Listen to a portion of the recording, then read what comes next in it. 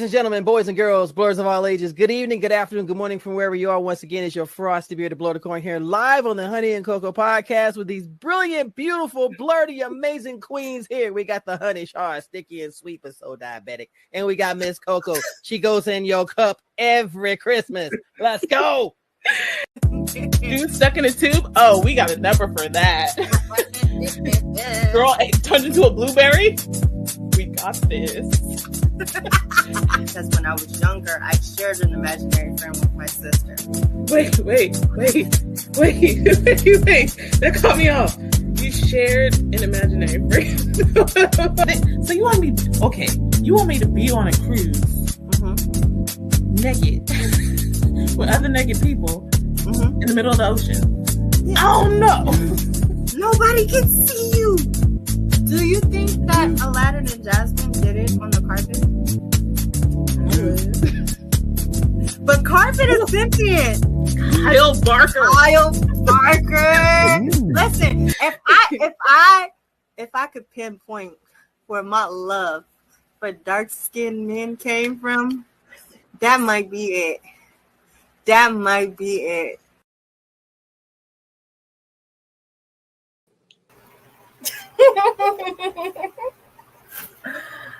Oh my gosh. I'm gonna lie, I didn't know you were about to push the button. You really? Well, welcome, you guys. Another We episode. are bare-faced out here because we're doing a Get Ready With Me. You know? Right. Welcome. This is episode 3. I don't even know. I think it is. It is 3. It is 3, you guys. Surely, but slowly but surely, we are getting there. We got it. But my son has 2 more games this season, but they have a chance of making it to the playoffs. That's good. I know. So, yeah. Sacrifices breed rewards. I'm so excited for him. They got robbed at their last game. It was ridiculous. So, I was really upset about that. And they'll get it together. I am, who am I? I'm Honey. Oh, we skipped the intros, didn't we? We did. And I forgot who I was. I just had to look up top. I'm Honey Char. I go by A Char of Honey. I am the sweet but sticky half. Is that right? Of Honey and Cocoa. Sticky but sweet. Sweet but sticky. The sweet yet stickiness. That sounds kind of dirty. I'm the sweet yet sticky of Honey and Cocoa with my lovely co-host. Is it right? Oh, it is the right way. Okay. Yes. Hello, everybody. It's your girl. Lala is so random. I am also known as the Cocoa Goddess or the Cocoa to the Honey and Cocoa podcast. And this is where I'm supposed to say that this is season 4, episode 3. Boom, boom, boom. We'll pretend I did it the whole time. And now we can get back to things. Y'all can ignore the onesies of the night because it's spooky season, so we're doing a Get Ready With Me, so we don't want to get like them all, same and dirty and stuff. So we just doing what we had. Yeah, so the only thing I did was moisturize and put on primer. I didn't even put on primer. I moisturized. I put it on because I like to let it seep and get And I was like, yo, I want to start putting on makeup as soon as possible, because I ain't got no. I mean, I got eyebrows. Yeah, she got eyebrows. It's just I really like to fill them in, and so I feel like naked right now. When you do yours, do you start with your eyebrows? I mean, I don't always wear makeup, but when I do tend to start with I start with my eyebrows and then I'll fix them after as well. Sometimes I just like do some eyebrows, some lashes, and lip gloss and call it a day. You don't need nothing else. I'm learning though. Makeup is hot. Listen, it's so hard. It's hot. It's hard. It's hot. It's a lot, and I'm not sure I have patience. So Yes. on a continuous basis. I think my least favorite thing about makeup is washing it off because I'll be forgetting. I'll be ready to just like lay down and I'm like, I gotta go wash off my makeup. It depends, but if I have like, it makes me like I feel like physically sick if I fall asleep and wake up with makeup. Like I think I'm allergic to something because I'll get stuffy and everything. I cannot sleep with my makeup on.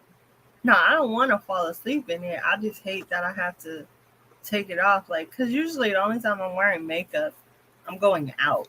And going out means I'm drinking. And when I'm drinking, I'm ready to go to sleep when I'm ready to go to sleep. I'm not ready to take off my makeup. You know, like, the most I'm doing is taking off my clothes. Take off that dress, take off that bra, take off them heels, and go to sleep. See?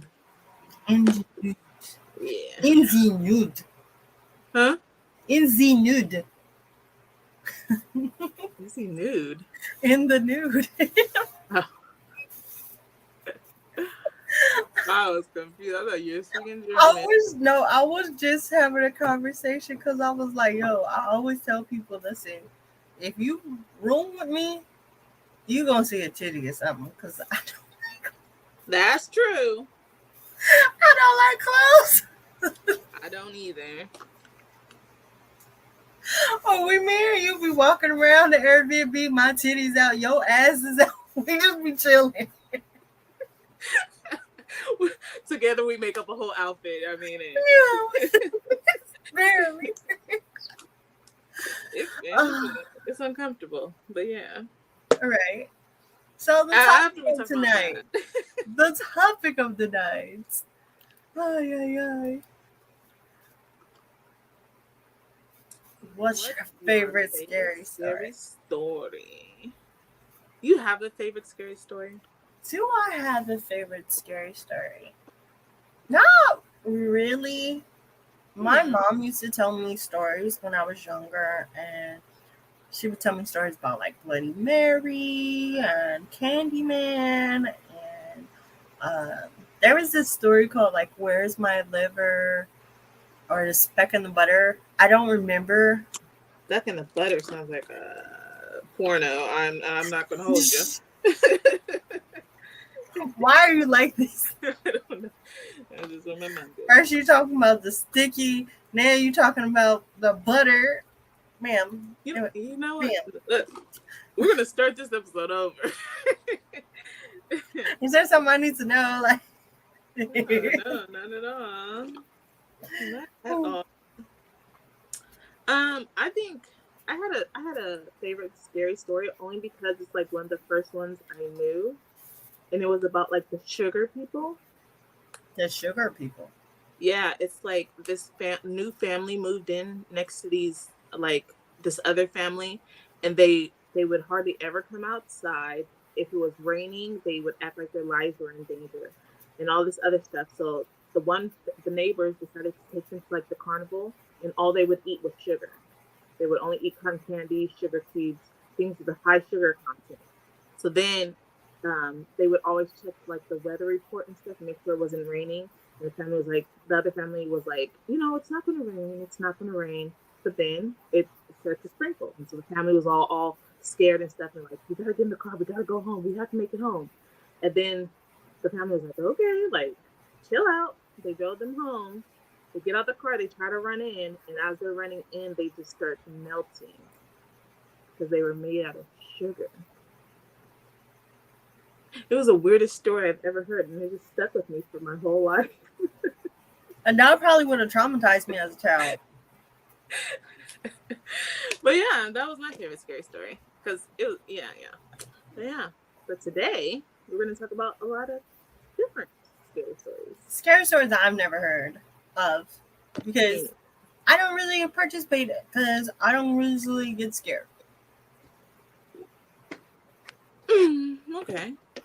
No, like I don't like watch a lot of scary stories. I don't watch a lot of scary movies.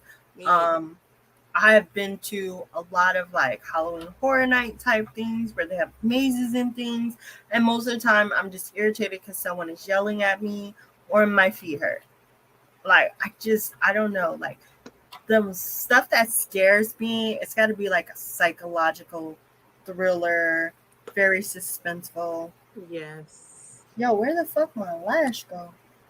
That's what I needed. But I was telling somebody I don't do scary movies, but I will do real crime. I love real crime things. True crimes? Yeah, that's my thing. Are those scary? Some of them are, especially if they never. I be thinking they be wild, they be intense, but like. No, when they don't find the killer, like I love watching them. I went to sleep to them last night, but it's like we should totally have an episode where we do watch some true crime. That would make me so happy. You guys didn't know that's what I went to school first for was criminology. I wanted to be I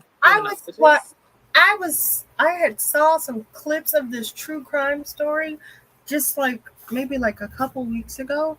And it was about this woman and she had just gotten married, and a few days after she got married, her husband disappears. And then like everybody's like telling all of these stories about how she never really rocked with him, and they don't even think that they consummated the marriage because they was like, why would she marry him if she doesn't love him? Right.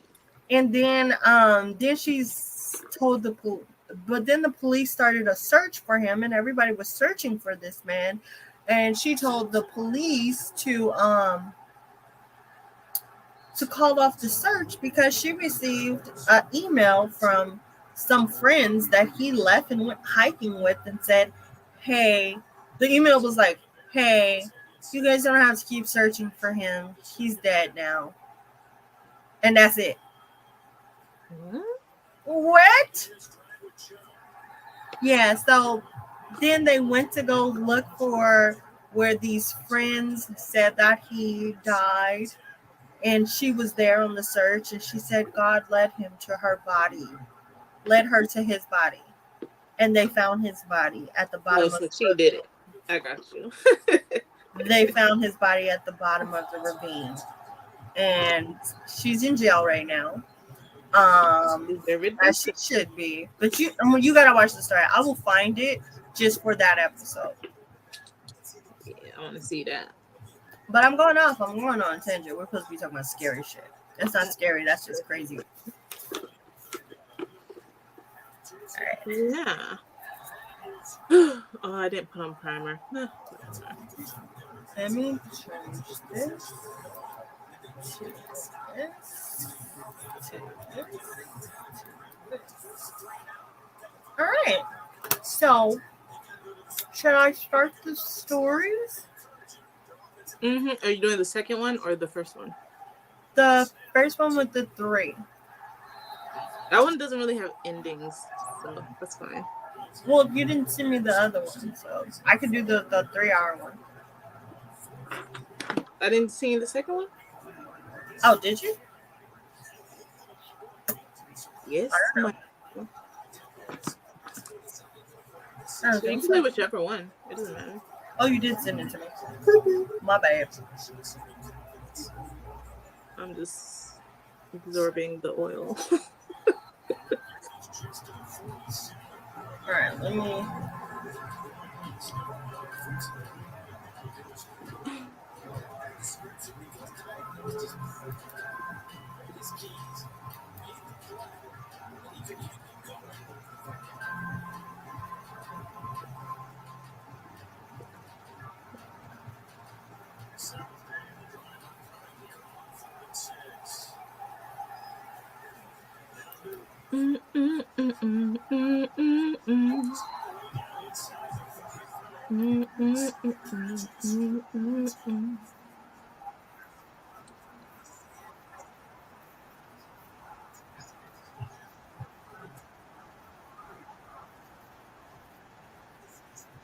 You hear that?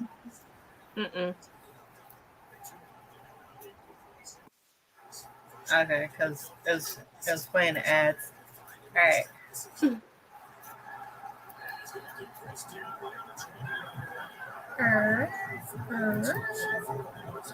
All right, so you guys, we're gonna watch these scary stories and we're gonna do our makeup, and you guys can try and guess who we are going to be, um, or enjoy these scary movies with us. Wait, did I make sure? Oh yeah, okay. Okay, I'm push play. I'm push play now. All right. I lived alone in a small house in upper Wisconsin.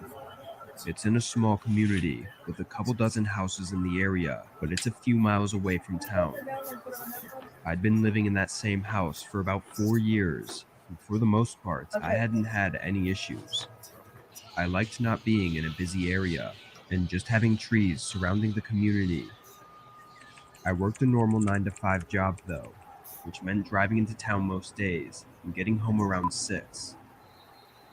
This all happened last year, and afterwards, I sold my house and moved closer to town because the thought of it happening again still gives me chills.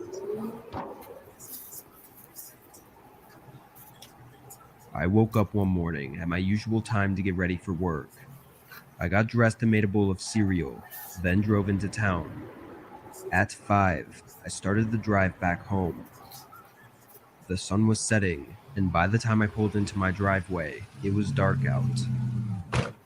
I headed inside and dropped my bag on the kitchen chair, then started searching through the pantry for something to eat for dinner. As I looked through the shelves, though, I noticed something odd. The box of cereal I had for breakfast wasn't where I remembered to have put it. Actually, it wasn't anywhere at all. I looked around the kitchen for a minute, just really confused and thinking that I was losing my mind. I got frustrated after a bit and gave up, making a quick dinner and trying to enjoy the rest of the night. That's why you should push shit up. At 10 o'clock, my eyes were getting really heavy, so I turned off the TV and stumbled into the kitchen to fill up my water bottle before bed. Then I went over to the back door to turn off the back porch lights. But just before I switched them off, I saw something far back at the edge of the yard. Run! A figure standing among the trees, just past the reach of the lights. Bye. I had no way to get a closer look, so I just stood there, looking at them for a few seconds, until I saw them walk away, deeper into the forest. It was really strange and gave me chills, but I wasn't really sure what exactly even happened. I was more confused than anything. I switched off the lights and went to bed. In the morning, I got ready for work again and went downstairs. But when I opened the pantry, the box of cereal was there, the one that I thought had been missing. It was sitting right where I'd left it. I figured I just missed it somehow and quickly ate and went to work. All day, though, I sat at my desk thinking about it. The more I thought of it, the more sure I was that it was not there yesterday. Then the figure by my house came to mind and only got me more freaked out. It was Friday, though, so I had the weekend to relax and collect myself. At 4, my boss let the staff go home early, which was a big relief for me because I couldn't focus anyways. I drove home, getting there just before 5. As soon as I stepped through the door, though, something was off. I didn't know what, but I could just feel it. I walked into the kitchen, and everything seemed to be in place. I froze. It came from the living room. "Hello?" I called out. It was quiet again. I stepped slowly to the entryway of the living room and scanned the room. I took a few more steps in and walked carefully through, checking behind everything. There was nothing, and no one. I went back by the front door, preparing to check upstairs, when I heard sudden footsteps shuffling through the kitchen. I turned my head and looked down the hallway. Bitch, call the cops. A man was standing at the far end, looking at me. It was like my brain and body just shut down for a second as we stared at each other. You got no survival I instinct. spun around and swung open the front door. I heard his footsteps coming up behind me as I sprinted out of the house and ran all the way to my neighbor's house. They called the police for me and let me stay with them until they arrived. The man was of course gone by then, but they found one of the window hinges to be broken, allowing access to the home even when locked. They also found some disturbing evidence of the man having likely been spending hours inside my house, eating my food and everything. There was no way to tell how long it had been going on for. Is this a for. scary story, or you got a stalker After slash that, I squatter? put my house up for Right? sale and stayed with some relatives until I Not was you able put to your move. house up for sale. I don't know if would. that man Get was harmful security. or if he was just living in my house because he could, but I could never shake the sight of him standing at the end of my hallway, staring at me with those dead eyes. Get you some cameras. Attention horror fans, are you ready for a one-of-a-kind addition to your collection? Get ready to show your support for our horror YouTube channel by owning a special limited edition MJV plush toy. That's right, we're bringing the scares to life with an exclusive high-quality plushie of MJV, our beloved horror character. Imagine having your very own cuddly, huggable version of MJV to keep you company while you binge watch our spine-chilling content. But you must act fast, because these limited edition plushies will only be available for a short time. So don't wait. Click the link in our bio and sign up with your email to be among the first to know when pre-orders begin. These MJV plushies are the perfect way to support our channel while adding a unique and exciting item to your horror collection. So, what are you waiting for? Get ready to embrace the horror and sign up for your limited edition MJV plushie today.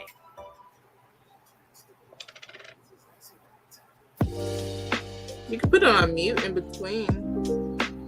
Right.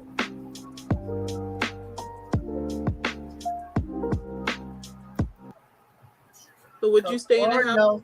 Lord knows I can't see shit. Would you stay in the house female. if someone did that? 29.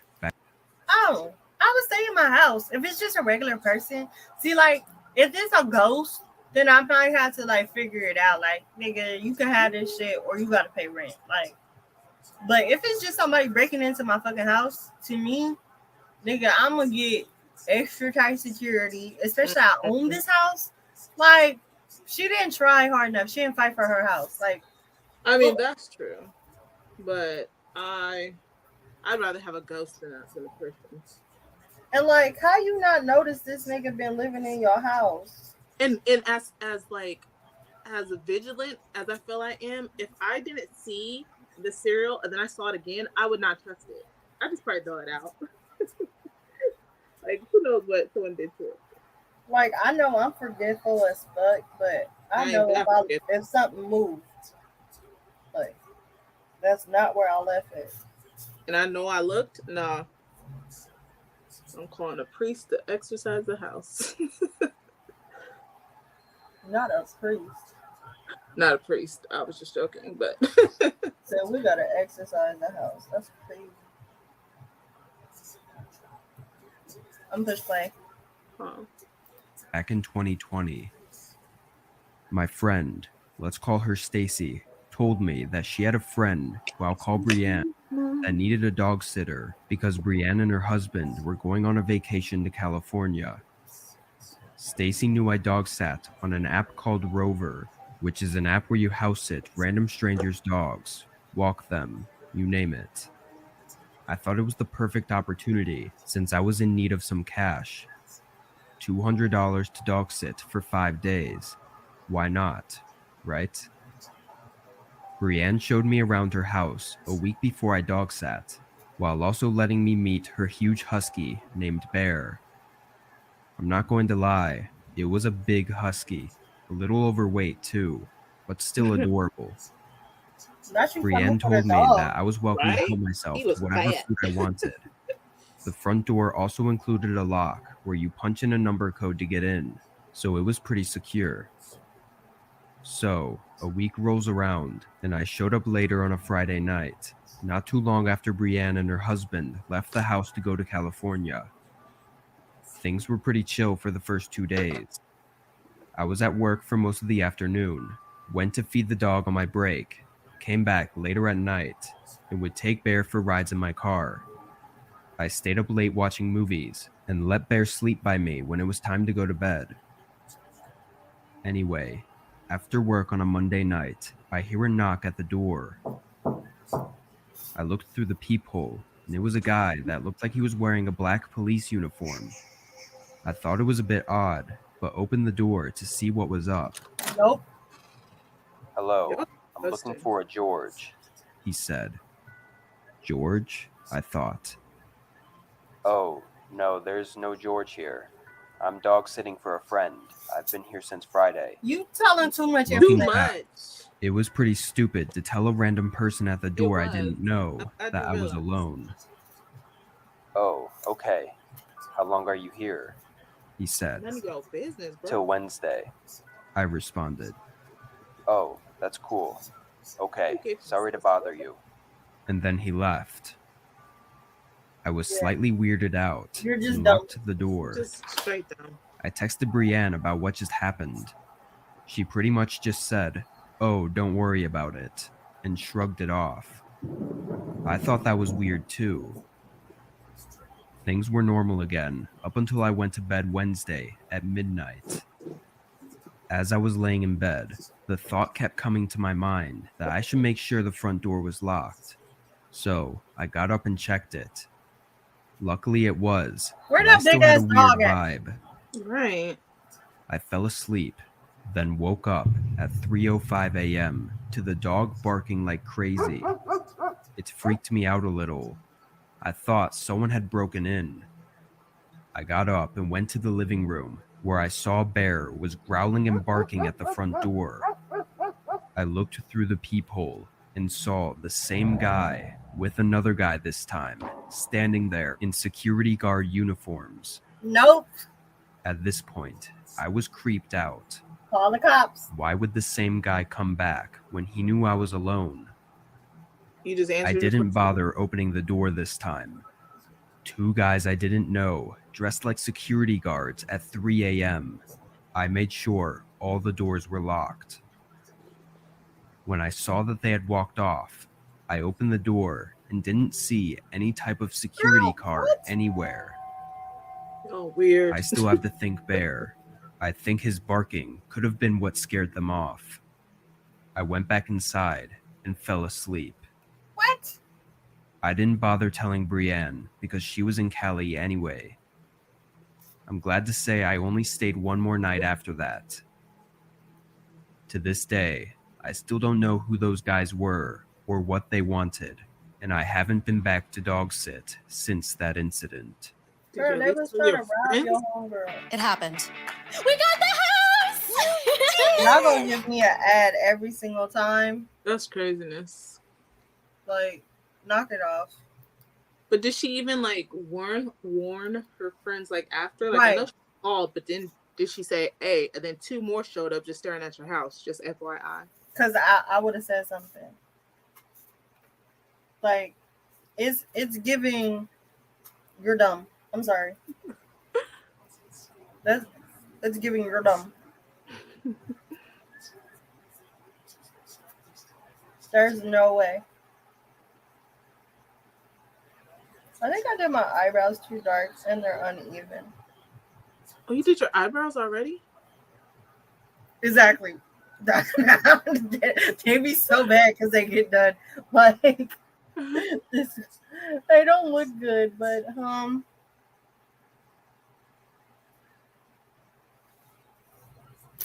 they don't look good. Let's start the next one. Because that's not scary. I was either. 16 at the They're time, getting more and I and more lived with like my single mom in an apartment. These are just some I was an Well, only this is child, a and my mom awkward worked 2 jobs, occurrence that I so I went was through. left home alone pretty often once I got old enough to take care of myself. I was never scared of being alone, mostly because I was in an apartment complex with a lot of other people living above and below me. On this day, my mom was working both jobs, So when she got out of her first shift at 2, she went straight to her next shift that started at 3 and ended at 11. It was summer, so I was out of school. I know I had a I didn't have a car or anything, so all I could really do was walk around or stay home. I spent most of my morning watching TV and even took a short nap. At 6, I was getting hungry for dinner. We didn't have much of anything for me to eat though, so I took some cash off the counter and walked to the grocery store.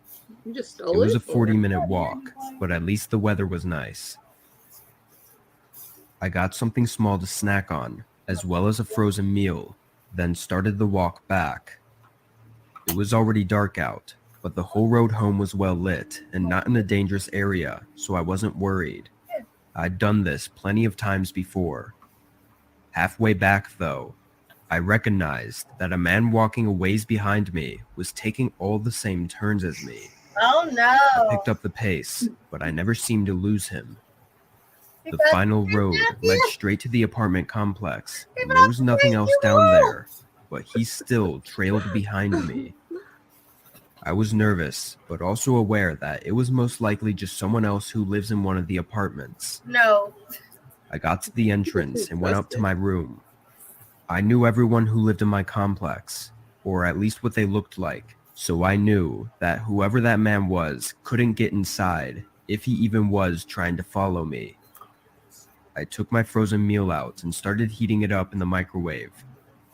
About a minute went by before I heard a buzz from the room below me. Then from my room, and then the one above me.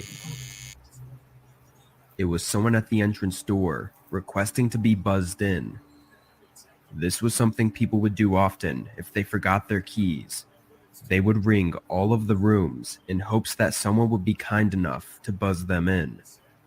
I waited for a moment, then heard the faint sound of the entrance door unlocking and opening. How small is this apartment building? Because I can't hear someone let them in. Right. I walked around and put my ear against the door, listening carefully. I heard a knock at one of the rooms downstairs. Why would you be afraid if you thought then it was someone answered. Someone else. It was extremely difficult to hear any specific words, but at one point, I could have sworn I heard my name. My heart started racing. The door downstairs closed, and footsteps started coming up the stairs. They walked right up to my door and stopped. I backed away from the door and tried to be quiet. They knocked again. Hello, your mom asked me to check up on you. Can you just answer the door and let me know you're all right, please? Nope. Not to make this sound bad, but my mom would never randomly send someone to check up on me while she was so busy with work. This was definitely something bad. I moved to the opposite corner of the room and dialed 911. The man continued knocking and calling out for me as the police were on their way. At one point, he even started kicking the door as if trying to knock it down. I was terrified and locked myself in my room. Eventually, the knocking stopped. Officers showed up a few minutes later. The woman living in the room downstairs told the officers that the man said he was a babysitter and had asked her if she knew which room was mine. She said he knew my name and everything, so she didn't even think not to trust him. It's pretty clear, though, that he was probably trying to kidnap me. Unfortunately, they had no way of identifying the man, aside from the woman's description, so he was never found. Your building ain't got no camera? It still creeps me out, though, wondering how the man knew my name and that my mom wasn't home. Mad crazy. How long had he been stalking me for? And is he still? I was driving home from my friend's house. It was late. I don't know exactly the time, but if I had to guess, it was probably 2 or 3 a.m. Is this a new I store? lived 20 minutes away, which was... What do you think about that one? Look how crazy I look. You know, no, I really don't have on my glasses, so I'm like really trying to look at you. I look like one of the mimes, you know, from like Yes. we grew up in church. I want to do the mime. I'm gonna do a mime cosplay. That's cute. Right? Because, like, if I get black and white stripe something, I could do a mime and I could do Beetlejuice. That's what I was thinking. I really want to do Beetlejuice. Like, I almost was like about to do Beetlejuice today. I was like, I don't know how to do Beetlejuice makeup. I'm gonna do Beetlejuice, but I'm gonna do the dress version because everyone has a suit. Yeah. I'm gonna do a dress, and I'll probably do an afro wig too, like curly. That'd be really cute. I look terrible. Wasn't too far, since most houses around here are spread out. The rain and lack of streetlights made it hard to see though, so I was driving slower and more carefully. 5 minutes down the road, I pulled up to a traffic light. I had the red light, but there was a blue car on the other side who was on the road, partially in the intersection. Its headlights and everything were on, but it was just sitting there at a green light. I couldn't tell if there was something wrong, or maybe they were asleep. But when the lights changed, I drove forward, slowly maneuvering around them. I tried to discreetly look in their car as I passed, but the rain on my window blocked most of my view. Only a moment after passing them and driving down the road again, the blue car turned and started following me down the road, Nope. so it wasn't broken down after all. I kept my eye on the mirrors. I wouldn't consider myself a paranoid person, but the situation felt staged.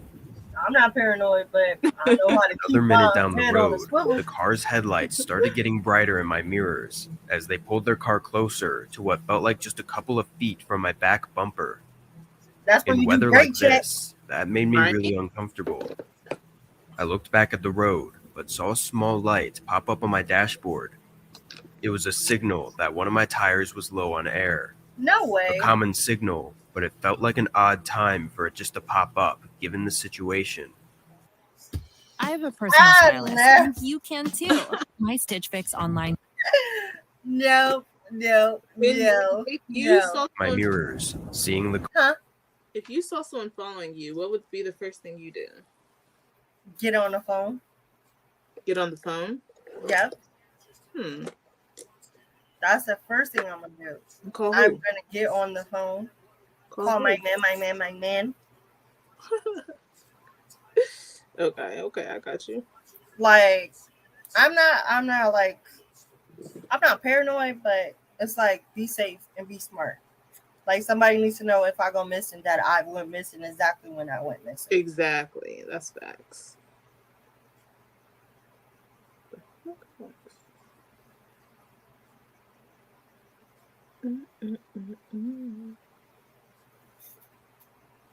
car still tailing me. They were so close, their headlights almost made it hard to even see the actual car.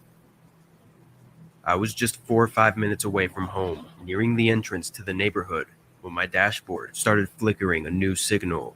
Wow. Flat tire. My stomach dropped.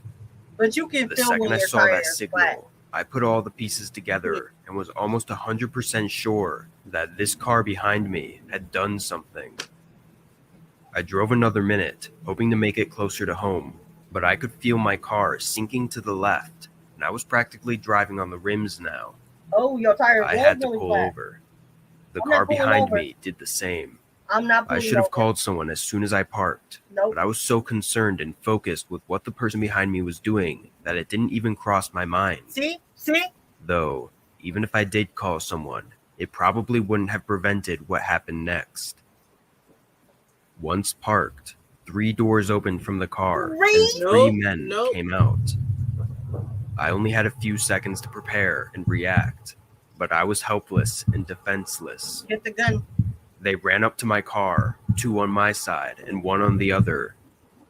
One of the men came right up to my window, yelling at me to open the door and pointing a gun at me. It happened so fast, I was just in some dazed state. I started to reach for the door, but the man by the back door smashed something against the window, shattering it, No. then reached his hand in and opened the back door. They were all still yelling, both at me and at each other. The man in the back reached across, opening the other back door, then reached in front of me to open my door. I was still just sitting there, holding my hands up now to show I wasn't a threat. I knew there was no way out of this, even if I did have a You weapon. bitch! Once my door was open, the man with the gun pulled me out of the car and slammed me on the ground. The oddest thing is while I was on the ground, looking out into the rainy pavement, all I was thinking about was how cold and wet the pavement was. What? Not about how I had a gun being pushed into the back of my head, or that I was being robbed and beaten. You're thinking about the I wrong think it was thing. my head trying to distance myself from the traumatizing situation I was in. I wasn't on the ground for long before the men by the car called out, and the guy holding me down hit me in the back of the head, causing me to ricochet off the pavement. Rude? I wasn't even sure if he hit me with the gun or just his fist, because I was already numb. I'm surprised it didn't knock me out, though. I heard their car doors close, and then driving away. I rolled over, still in a daze, and tried to pick myself up. They'd taken my phone, so I was forced to drive my car home and call the police when I got there, which ended up denting and damaging my rims anyway. The investigation went nowhere, determining only that the suspects had purposefully placed small tire spikes in the road at the intersection I crossed them at. I got lucky to have only hit one spike, and for it to have caused less damage than usual. They likely planned to ambush me as soon as I hit the trap, but in the end, it didn't make a difference. That don't make no sense. What was the motive? I'm 24. Right. I lived alone with my dog. Also, this nigga's voice is annoying. It's just so annoying. But what was the motive? Like, why is y'all messing with me? What did I do? Make it make sense. It didn't seem like there was a motive, honestly. That The seems motive very was to like- just beat some random guy ass. Like, if they was gonna steal the car, then yeah. But like, to do all that. That's a lot of energy. to do all that and not even steal my car, you just broke my window and busted my tires and beat Wait, my I thought he ass. stole his car. No, that's what he said. I What did thought, he say? I thought he walked home. I thought he said he had to drive home on his low tire to call the police because they took his cell phone. You see, I ain't paying that much attention. Now let me go. I gotta run it back. Hold on. I'm gonna run it back. The pavement was. Not about how I had a gun being pushed into the back of my head, or that I was being robbed and beaten. I think it was my head trying to distance myself from the traumatizing situation I was in. I wasn't on the ground for long before the men by the car called out, and the guy holding me down hit me in the back of the head, causing me to ricochet off the pavement. I wasn't even sure if he hit me with the gun or just his fist, because I was already numb. I'm surprised it didn't knock me out, though. I heard their car doors close, and then driving away.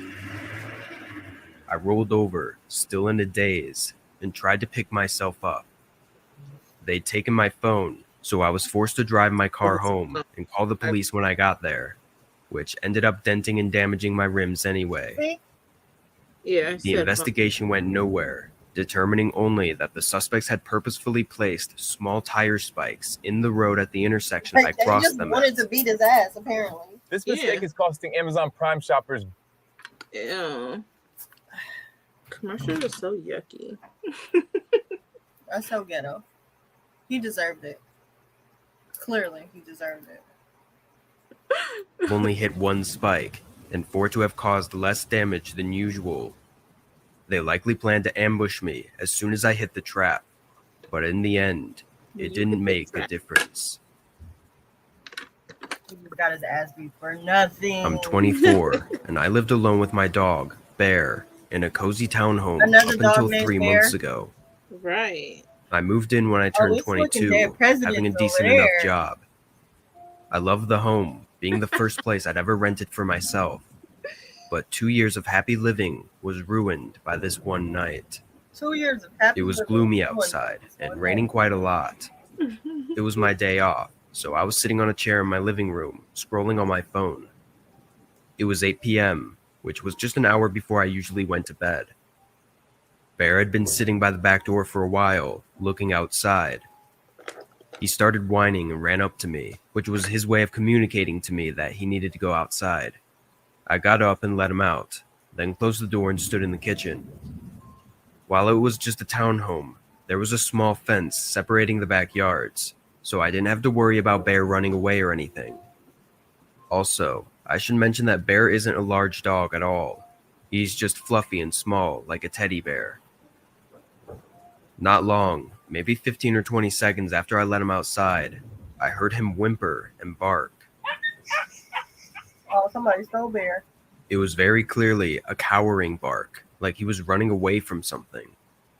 It scared me, and I rushed to the door and looked out, seeing Bear running back towards me with his tail between his legs.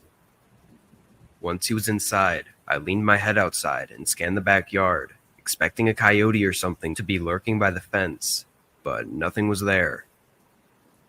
I made sure Bear was okay, then locked up my door.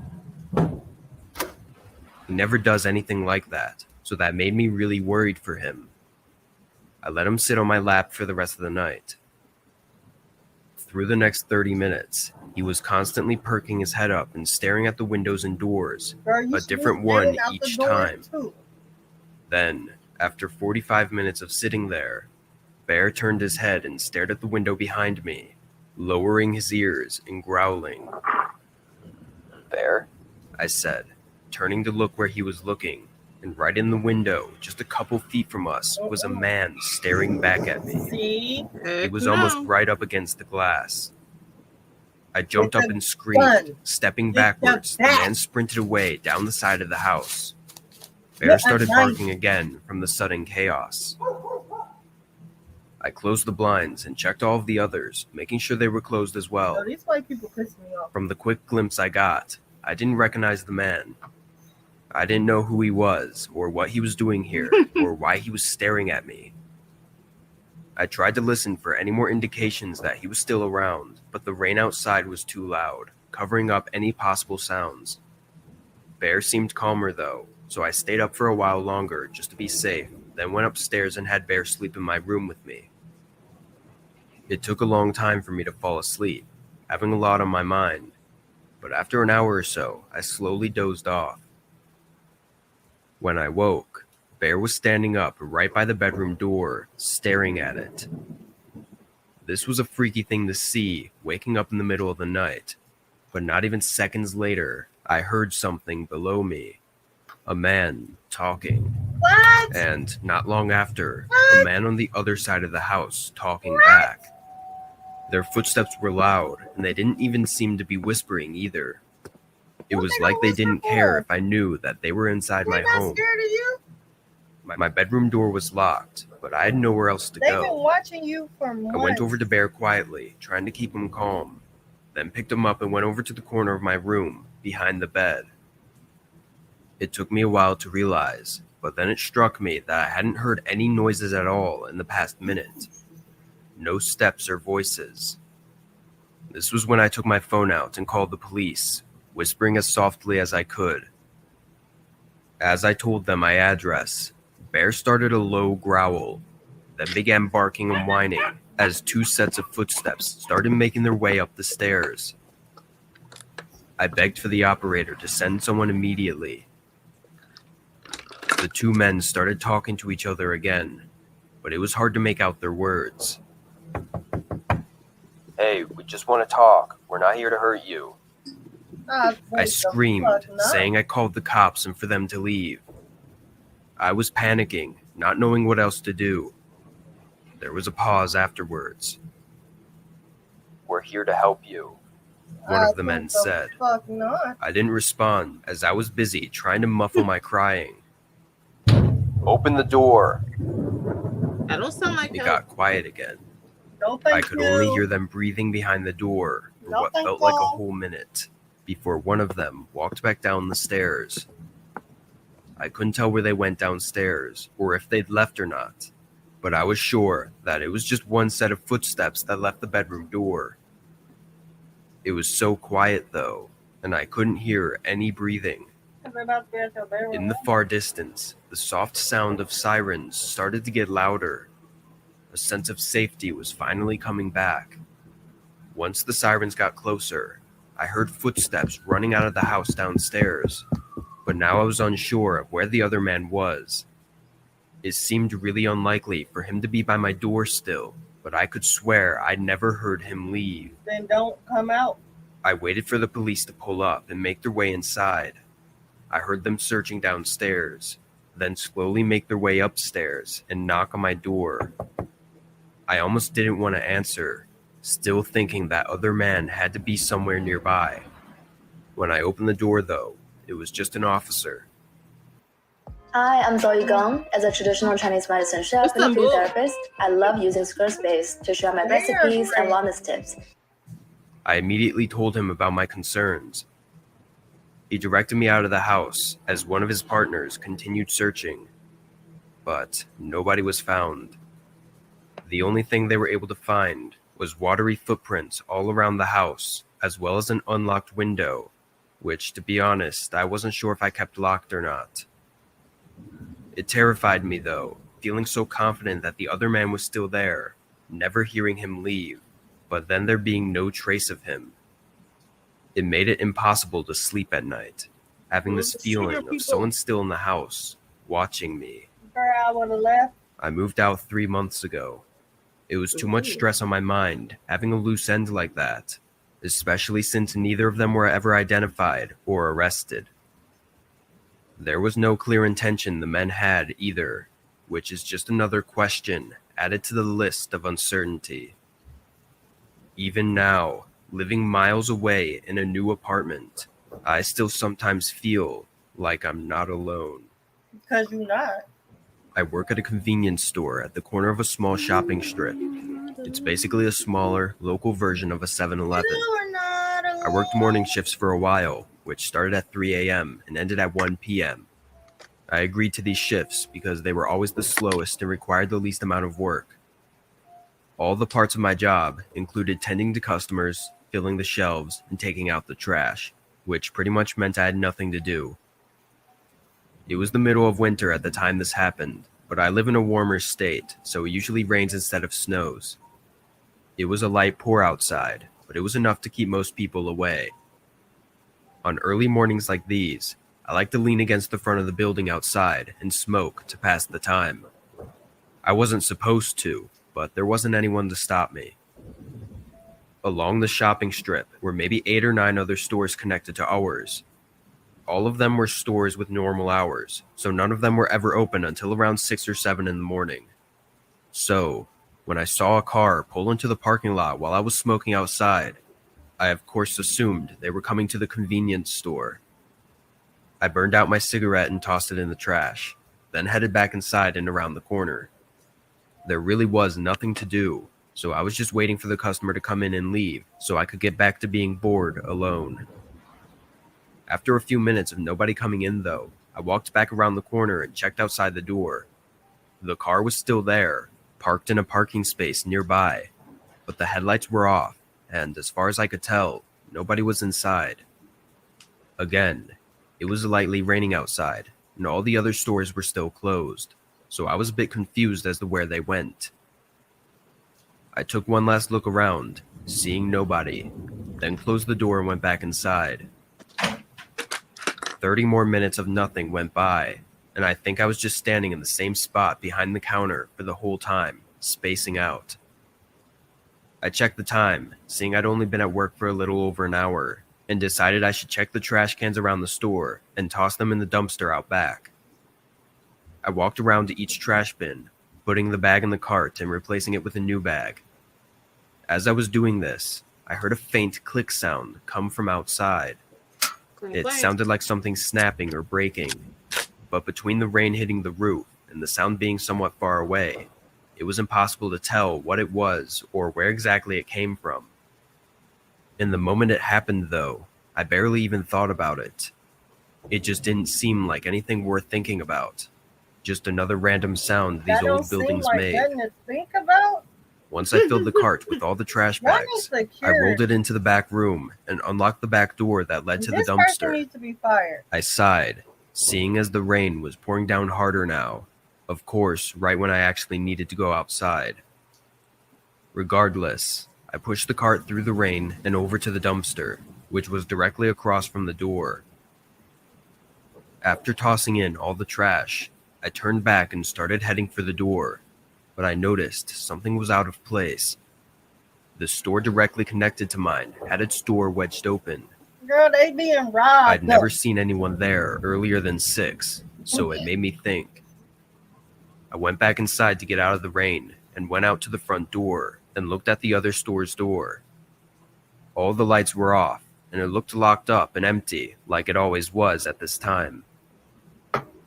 I thought for a few more minutes before figuring I had nothing better to do and went back outside by the dumpster and walked up to the open door. Again, all the lights were off, but it seemed to lead into a small closet-type room, which then had another door, probably leading to the main storeroom. I stepped inside, standing in between the doorway so as to not make it seem like I was trying to sneak in or something. Standing inside now, I could hear someone moving around in the other room, walking, opening drawers. It sounded like they were making a mess, which then got me thinking even more. "Hey, is everything okay in there?" I called out, hoping to get a reassuring response from a neighboring store worker. The noises stopped. I waited a few seconds before I realized that this was not normal and something was definitely wrong. I stepped back outside and into the rain. As I quickly made my way back to my store, I recognized something was missing from the door I had just left. It took a second to figure it out, but then I saw that there was no handle. It was just an empty hole where the handle and lock usually are. They stole that. Then I looked down at the wedge that was holding the door open, seeing now that it was actually the broken door handle. I ran back into my store, locking all the doors, and called 911, as well as my store manager. Once I knew they were on their way, I went up to the wall connecting our stores and put my ear against it, listening to the suspected robbery taking place. Whoever it was had to have known that I called the police, because they were moving quickly now, running all around, tossing or knocking things over. After 30 seconds to a minute of this, I saw lights flash outside and heard sirens approaching the back of the building. The footsteps quickly moved to the back of the store before a bunch of loud yelling came, which I assume was the officers. I checked out the back door after a minute, seeing a less hectic scene, and walked out to talk to the officers. I thanked them for coming so quickly and gave them a statement. The man who was arrested was found with a pillowcase full of nearly $6,000 worth of stolen items. He also had an empty firearm, along with a variety of tools used to break down doors and locks. And, unknowing to me, he'd also broken into the store 2 spots down as well. It's unclear whether or not the man knew I was working at the time, but my store lights were on, so it isn't likely that he would have broken into my store. But several large scratches were found on the back of our door handle, which may have been from a previous attempt. Well.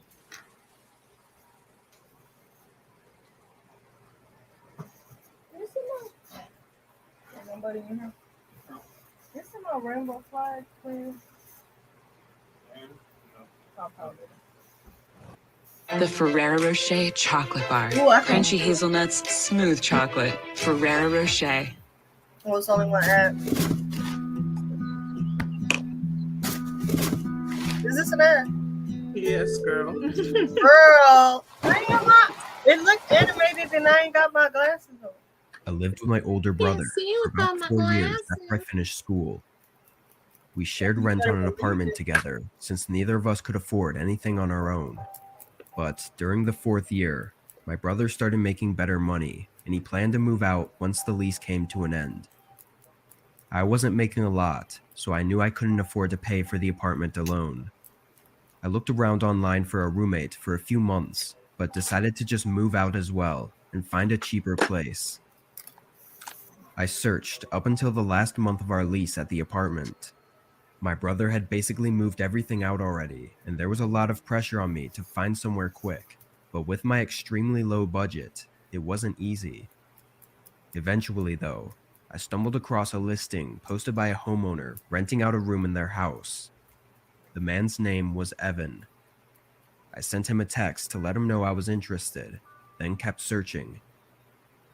A few minutes later, he responded. We scheduled a time to call later in the day, and when we did, he explained all the details. He said he lived alone in the house and was renting out his spare bedroom, but I'd be able to use all the other rooms in the house too. It sounded great to me, so I agreed to it, and a couple weeks later, I tossed everything in a U-Haul and drove down to the house. Between this time, we'd been texting and calling, and he sent me a bunch of pictures of the house, but I hadn't had the chance to view it in person yet. I got there around noon, parking in the driveway. The house was definitely small, but it looked nice from the outside. Evan was standing in the garage, waving me over. He gave me a quick tour, then helped me unload all of my stuff into my room. Evan seemed like a regular man in his mid-30s, which was almost 10 years older than me, but I didn't really mind. He didn't hold conversations very well, though, and was somewhat shy.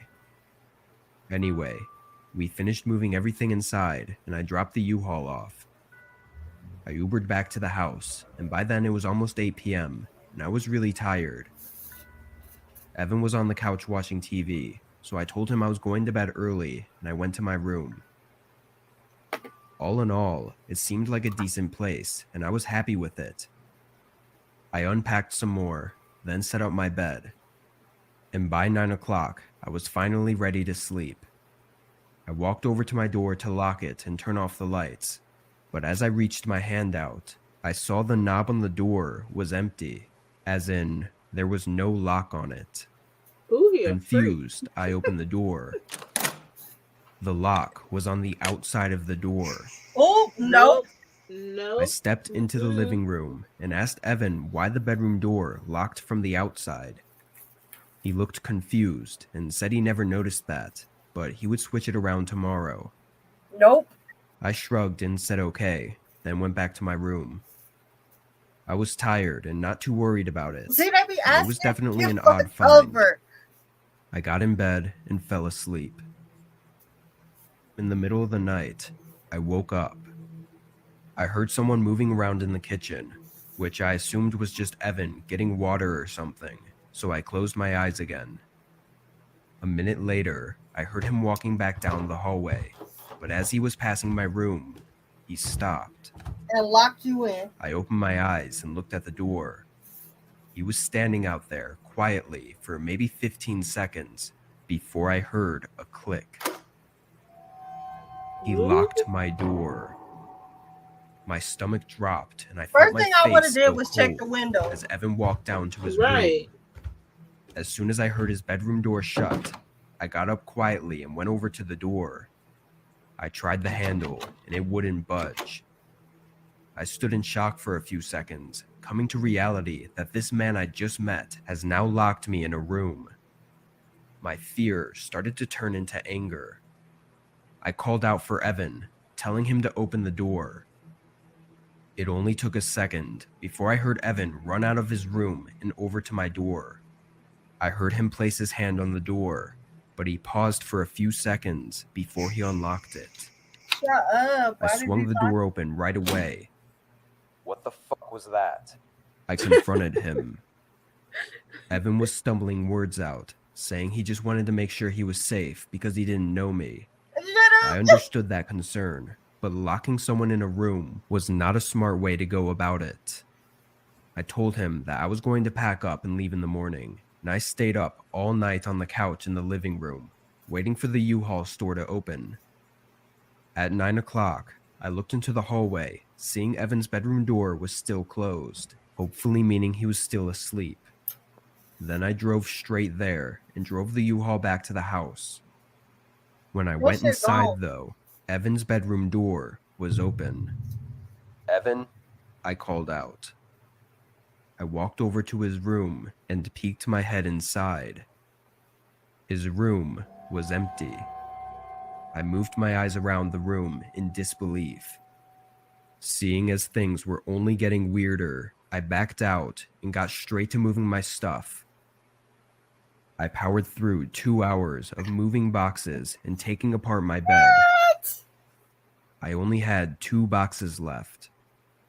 I ran inside and picked up another, then rushed to the front door until Evan appeared in the doorway. "Move," I said. He stared at me, emotionless. After a few seconds, he stepped aside. I hurried past him and shoved the box in the U-Haul. The last box was half full of random food I kept from my old pantry at the apartment. I decided to just leave it. Evan was freaking me out, and I wanted to get away from him as soon as possible. I started closing the back of the U-Haul before Evan interrupted. "You forgot this." He held out the last box. "Oh, yeah, thanks." I grabbed it from him and climbed back in the truck. I felt him watching me as I stacked the box, and when I turned, he had his hand on the door. He started pulling it down, trying to close me in. No! I was able to stop him before the door was even halfway down. No! I shoved him on the ground, but he got up and ran. Not in the house, but off into the trees away from the house. What? You a monkey? I didn't know what to think, but I didn't care. I quickly shut the back door and drove away.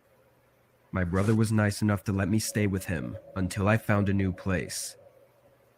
I don't know what happened at that house, or what would have happened, but there was definitely something very wrong going on. You know, what? They said he ran into the trees? He I ran moved into across the state bushes. to a new... Like, what is that gonna do? You can't see me. I was thinking it was some other kind of stuff. I didn't know what was happening.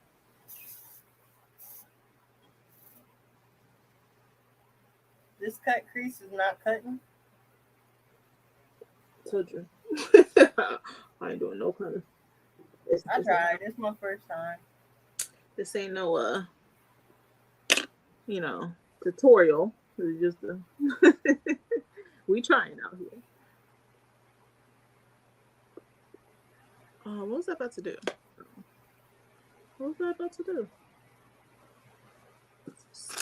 Something.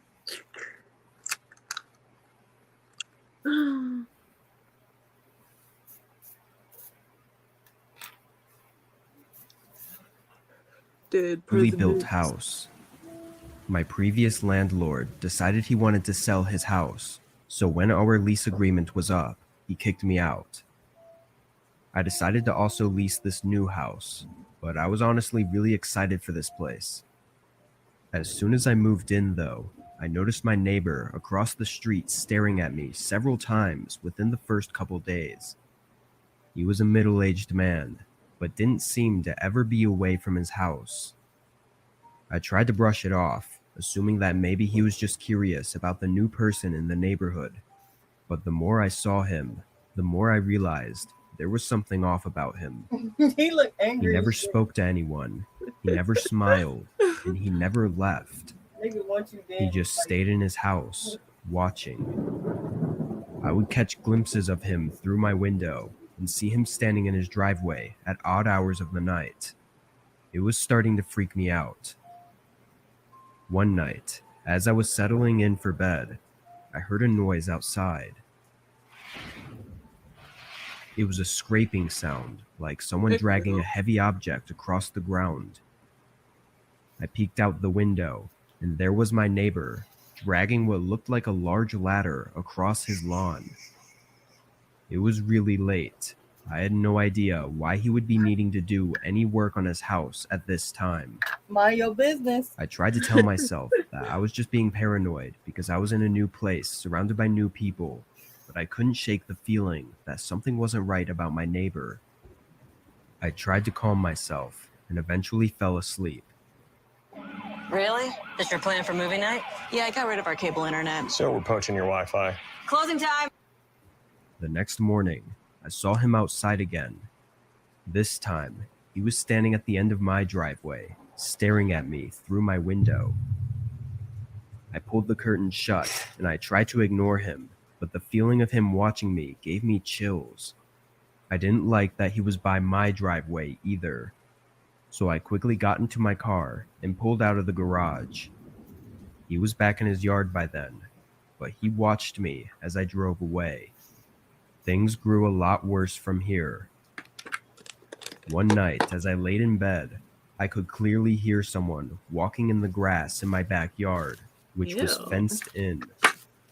No. I got up and looked out the window, but the footsteps stopped. I waited in my bed for probably 30 minutes, but I didn't hear any more footsteps. I got up and checked the window one more time to be safe, and far back in the yard was a figure. It was hard to make them out because it was so dark, but there was definitely someone standing there, watching me.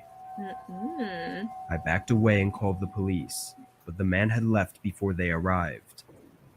I told them all about my creepy neighbor, but they told me there was no evidence of any wrongdoing and that my neighbor had never been in trouble with the law. I was basically on my own, unless something more serious actually happened. I started to take precautions, locking my doors and windows and avoiding being outside as much as possible. Even then, I didn't feel much safer. I'd been at the new house for almost 2 weeks at this point, and even thought about breaking my lease agreement. Then something happened.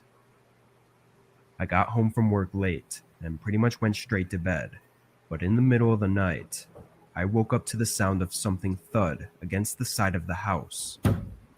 It sounded like it was right up against the wall outside my bedroom though, which was on the second-story floor Not of my on the house. second story. I slowly got out of bed, heart racing in my chest, and pulled the curtains back from my window.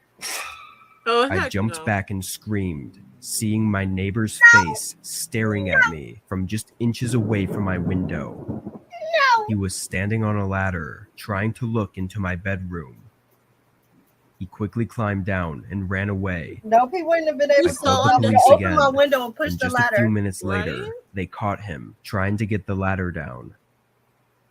While he didn't admit to what he was doing, it was very obvious. In the following days, one of my neighbors came by and explained that they had some weird encounters with that neighbor guy as well. They said they saw him looking through their windows as they were coming home from work one day. Part of me wonders if they could have prevented this whole thing from happening to me You if they had just reported the guy. But either way, it's over now. You ain't gotta be peeking into people's shit like that.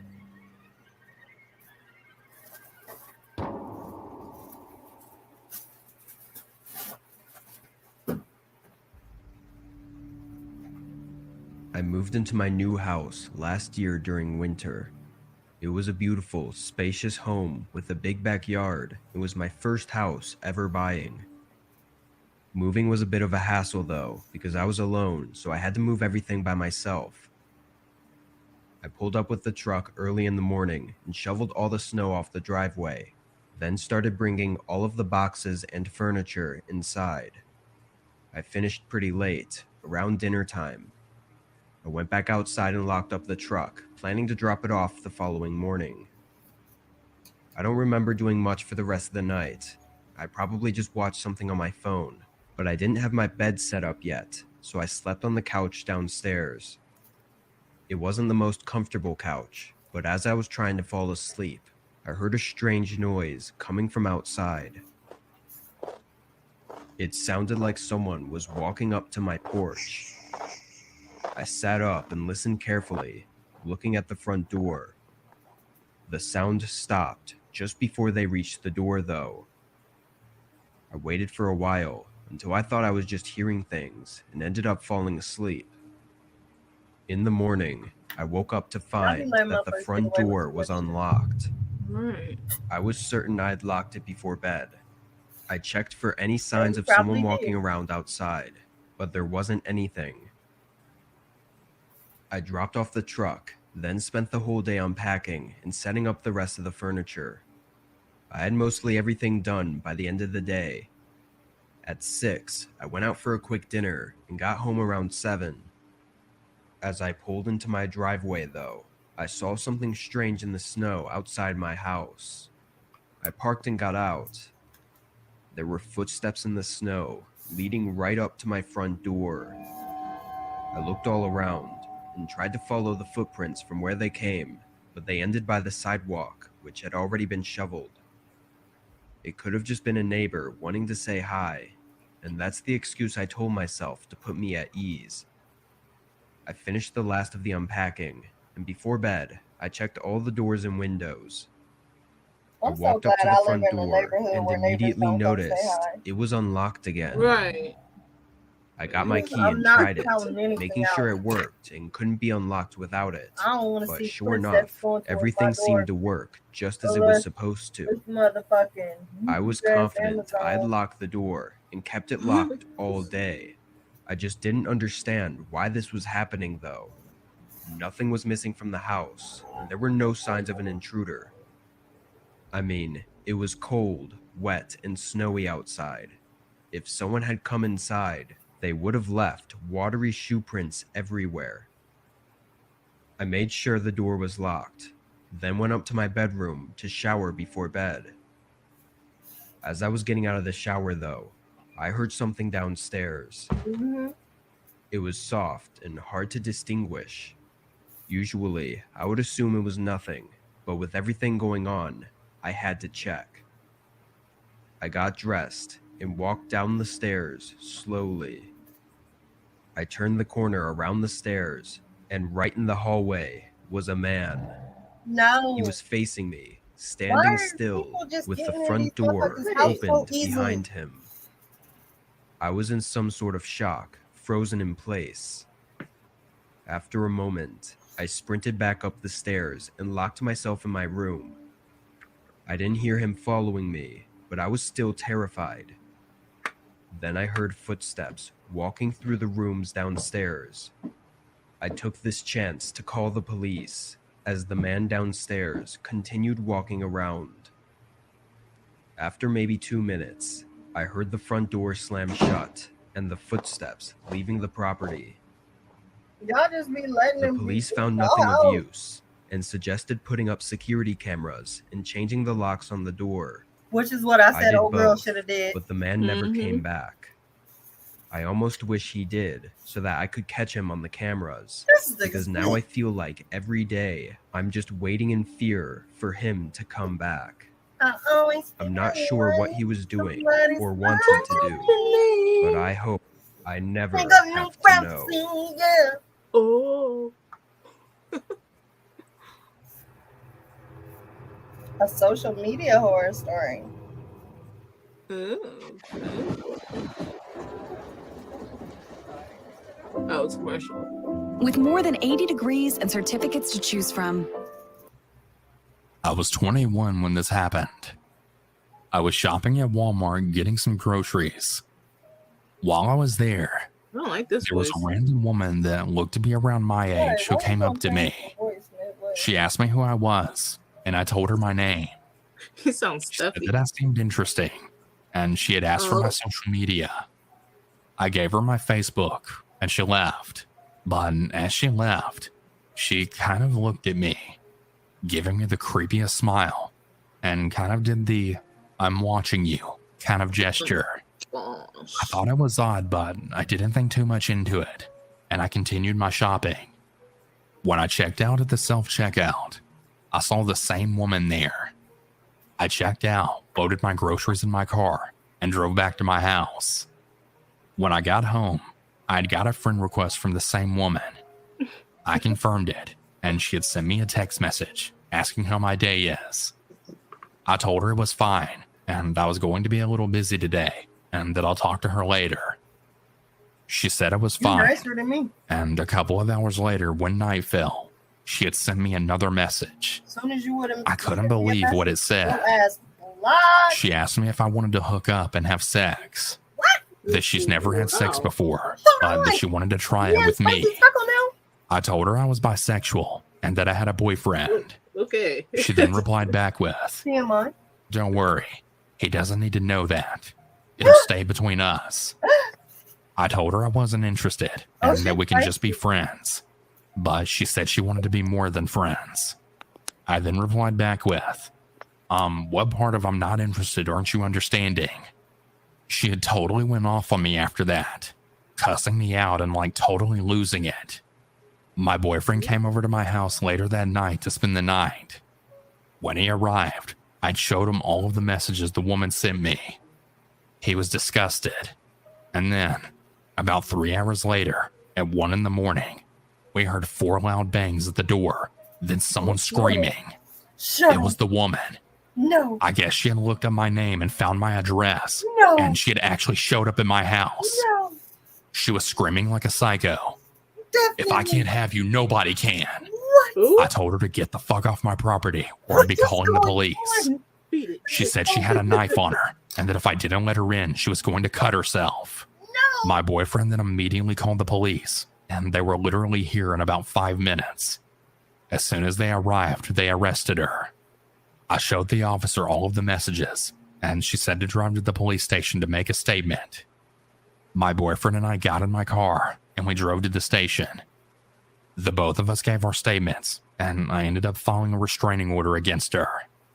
I've since deleted the messages and blocked the woman's account. Now I only friend people that I actually know and trust. Please be careful who you talk to on social media, as you never know what could happen. I don't know, that wasn't really scary. It was kind of like dumb. I just want to say, when all of this happened, I was 18, and I was young, innocent, and naive. Yo, I thought Now I that had I'm in my the other mid-20s, I would never This one ever is let worse. this happen again. Way worse. It was my freshman year at college, That was and so as one could stuffy. imagine, I was excited to be on my own for once in my life. So excited to be on my own that I decided I was going to take summer classes on campus. That way I wouldn't have to worry about coming in when the big crowd of freshmen came. And I would also already know where everything was. Plus, it meant I could get away from my parents even faster. But mainly, all I could think about was boys. You see, I never dated anyone through high school, so I thought I would find my one true love at college. Because of course, that's what all the movies told me anyways. About 2 weeks go by, and me and one of my roommates, I had 4 by the way, we're all hanging out in the lounge area showing off pictures from Instagram. Where we're showing our friends, family, etc. Well, my roommate, who I'll call Tracy, had showed me a picture of her and these 2 guys. One of the guys was Tracy's boyfriend, and the other was Tracy's boyfriend's best friend. I'll call him Sean. Now, Sean was very attractive, and I even told Tracy that I thought he was hot. And she told me that he went to the tech college near us, and that he was single. Now, a day or 2 goes by after this, and she tells me she told Sean that I was interested in him, and he wanted to know if he could follow me on Instagram so he could DM me. At the time, I really trusted Tracy, because she seemed like a really cool, chill girl. So I excitedly told her yes. Oh, how I really wish that I never told her yes. I talked to Sean for about a week before I was comfortable enough to give him my phone number. At first, he seemed super sweet. He would always send me text messages first thing in the mornings, telling me to have a good day at class, and that he couldn't wait to FaceTime me that night. And we would FaceTime every night. At first, I really loved it, because I had never had a boy give me so much attention. And like I said before, I had never dated anyone, so I was just really over the moon that he was even interested enough to talk to me. But it started to get annoying. He would text me almost every second of the day and try to FaceTime me at least 4 times. When I wouldn't respond to him, he would ask if I was okay, why I wasn't answering him, and if I was seeing another guy. It would make him really mad if I was. I, of course, once seeing the messages, would try to reassure him that I was okay, and that I wasn't seeing anyone. You better than me? Like I said in the beginning, Right? I was young and naive, so I didn't really see it as a red flag. Things kept going downhill though. It came to a point where he had started asking for pictures of me, either just selfies or pictures of me in the mirror. I wouldn't send them though because I just wasn't comfortable, and he would brush it off, saying he was fine, and that I could send him pictures of myself whenever I was ready. One day I was in class for a long time because it was lab, and it started at 7 p.m., and it wouldn't end until 10 p.m. that night. For those of you who don't know, labs in college can last from 2 to 4 hours, and mine just happened to be 3 hours that night. Once class ended, I headed to my dorm and I took out my phone. I clicked the button on the side, lighting up the screen. I had 380 unread text messages, 10 missed calls, and 3 voicemails from Sean. Has the time. Before I could even react or read all the messages, my phone started to ring. Instead of it being Sean, it was actually my dad. He had called to make sure that I was doing all right because he had gotten an alert from the phone company that I had gotten all those messages. I was still on the family phone plan. I don't know why, but I just lied to him and laughed it off, saying that I was just in a group chat with a bunch of girls from school. Once I got off the phone with my dad, I then quickly went to look at all of the messages I had gotten. Most of them were demanding why I wasn't answering him, and that he would come and find me if I didn't answer him. The voicemails were crude, and mostly of him saying that he was going to find me, and that when he did, he was going to punish me for not answering him. After this, I just completely blocked him on everything I could think of, completely freaked out about the whole thing. About a week goes by, and I start to slowly forget all about the incident, try not to think much about it. At least, that's what I was trying to do. During that whole week, I felt like someone was watching me, but I just brushed it off as me being paranoid. At the end of the week, my roommate Tracy, who I'd been avoiding, then comes up to me shouting at me, saying how I broke Sean's heart and he had called her crying, saying how he didn't understand why I stopped talking to him. I couldn't even get a word in because of how fast she was talking.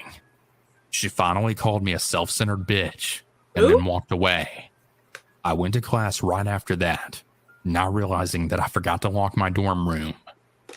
You see, I lived with 4 girls, and each girl had their own room, which would lock from the outside with a key. Well, when I came back from class, I noticed that my door was slightly cracked open. My heart dropped into my stomach. I hesitated going in. Brother.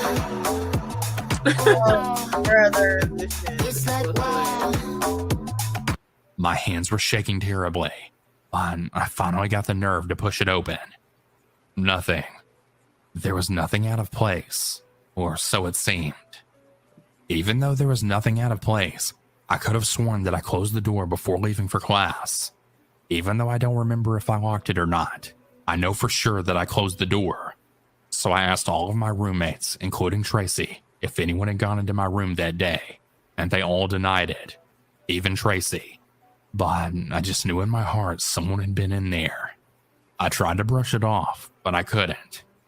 So one weekend, when I knew that all of my roommates were going to be out of town, I switched dorm buildings, and I roomed with a girl that I'd gotten to be close friends with. What? After I moved in with her, I then told her all that had happened, and she said that she would walk with me to my classes, which thankfully, we had most of our classes together, except for the one night I had lab.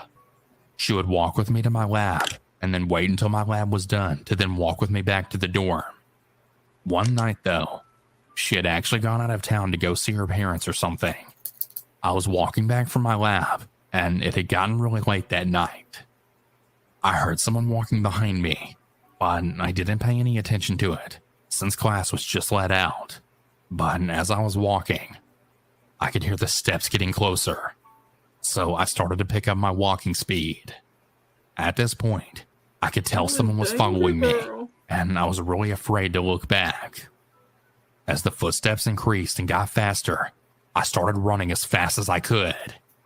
Now let me tell you, I'm not athletic by any means.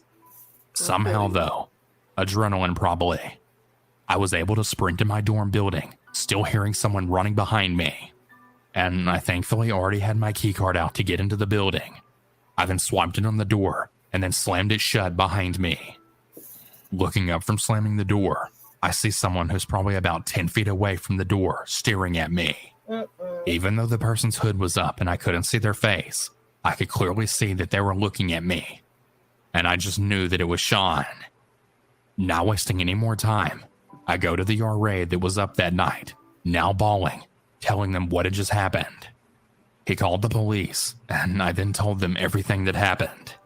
But they basically just said that they couldn't do anything since I didn't see his face. After all this happened, I called my friend and I told her what happened. and she never went out of town again if I ever had any late night classes. I eventually ended up deciding that college just wasn't for me, and I dropped out. I moved back to my home state, and I went to cosmetology school to become a hairdresser. I still haven't dated anyone yet, though. Maybe it's the fear of something like that happening again. I'll never know. I do know that I'm super careful with who I talk to now, and who I give my social media and phone number to. I'm still scared to go to places by myself, even though it's been years and I'm states away. Even so, I really hope that I never see Sean again. Stand up, girl. My name is Zach, and this is the true story of what happened when I was just 13. It was September, and I'd just gone back to school after summer break. Everything was fine for the first week. I was happy to be reconnecting with my friends and generally being back to school, but I didn't know it would be so short-lived. On that Sunday night, I had dinner with my family before heading up to my room, and I glanced out of my window to see an orange van parked there. Not out of the ordinary, as I lived on quite a busy road, so I thought nothing of it, and I had played some video games before bed. The morning after, I was awoken by the sound of a rough engine, and it was the same orange van pulling up to the same spot. I thought it was a little odd at how early he parked up, but again, I just went about my day. It took me around 6 to 8 minutes to get to school, so I always walked there. Everything in my day was going fine. While at lunch, I decided to have my crafty cigarette, as I did behind the bike sheds at school. But when I looked left, all I felt was a chill go down my spine, as I had then seen that same orange van parked across the road. This happened until Friday, before a man around 50 to 60 jumped out and then approached me. At this point, I was really scared, and I didn't know what to do. The man, who I'll call Ron, had started asking me many questions about me and my family. If we argue often, how many people I live with, and so on. I was already freaked out at this point, so I just ran home as fast as I could. When I finally got home, I was thinking that maybe he got the hint, and I felt just a little bit more relaxed. Until an hour later, and he was then parked in the same place. At this point, I was so happy it was the weekend. I decided to stay inside all weekend long and just play video games with my friends online. It had turned 6 p.m. on a Saturday, and I was feeling so relaxed. I hadn't even looked out the window. I was about to start a new match with my friends, but my phone rang. I looked, and it said no caller ID. I thought it was my mother, as she would often use her work phone to call me and my siblings. I answered the phone, and as I usually say hello, I got no answer back in return, just very heavy breathing. This happened about 4 times before a voice then finally spoke. Hello, Zach. I instantly recognized it. It was Ron. I started to panic, and I looked outside, and there he was. He was looking up out of his car window at me and smiling. I was way too scared to tell any of my family, so I phoned my friend, who I'll refer to as Jack, and I told him everything. He instantly knew that I was telling the truth because he had noticed the orange van around the school too. We spoke about it for over an hour before we decided to call it a night, but as soon as the call finished, my phone rang again. This time I answered, and I then asked, "What do you want?" To which he then replied back with, "You. I've been watching you closely on Instagram." I just hung up after that, and I went to bed really scared.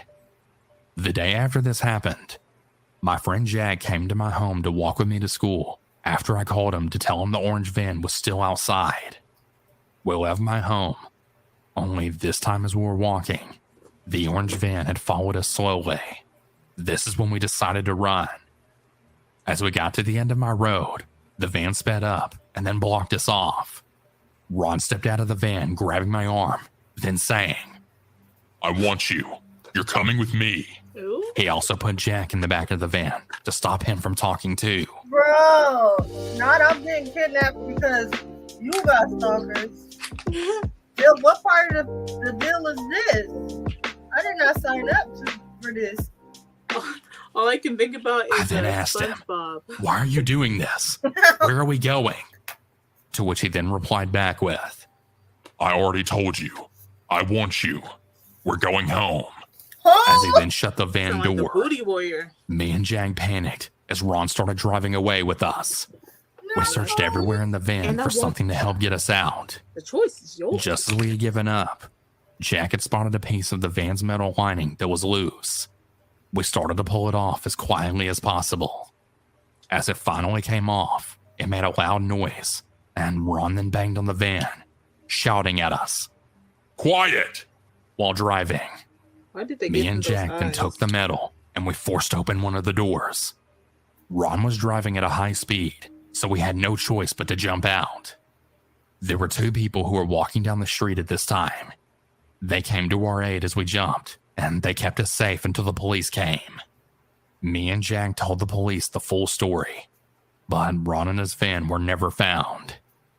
I'm not really sure, but I think he was using fake plates on the van. How else would he have not been found? I know this might sound fake, but I really was almost kidnapped by this psycho in his van. A month after all this happened, I had finally started to rebuild all of my confidence with all of the security measures in place. I was finally starting to feel like the old me, and I made sure that my Instagram account was private. I came home with my mother from school, feeling happy, and decided to play online games with Jack. Later that night, I got a notification on Instagram, a new message request. I opened it, and my blood turned cold. Upon reading it, it said, I'm still watching you. And I dropped my phone to the ground. After that happened, I deleted all of my social media accounts from that day forward. And I'm probably not going to make any new accounts for a really long time.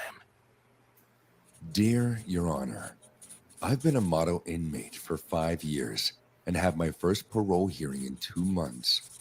I never asked the state for anything, but I'm writing this letter pleading for your intervention.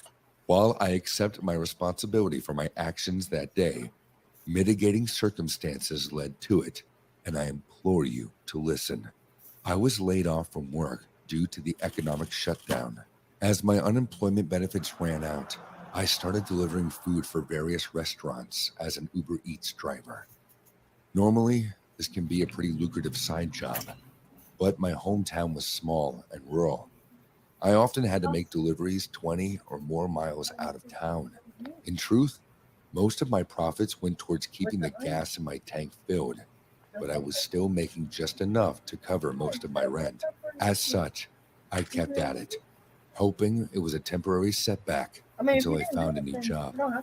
I delivered to some sketchy places in my time with Uber Eats, but none were as off-putting as the trailer park I pulled into that day.